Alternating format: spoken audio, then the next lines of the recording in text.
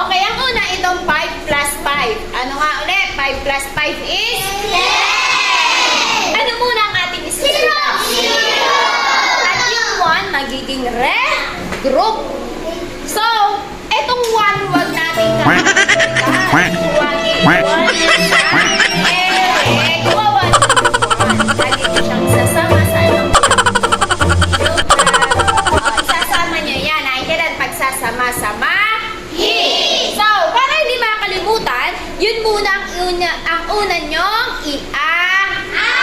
Anong number muna ang ating i-add? Alay! 1 plus 4. 1 plus 4? 5. Plus 4? 9. Very good.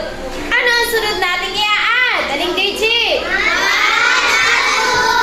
ang sagot. 3. So, ibig sabihin, 145 plus 245 is, ano ang sagot?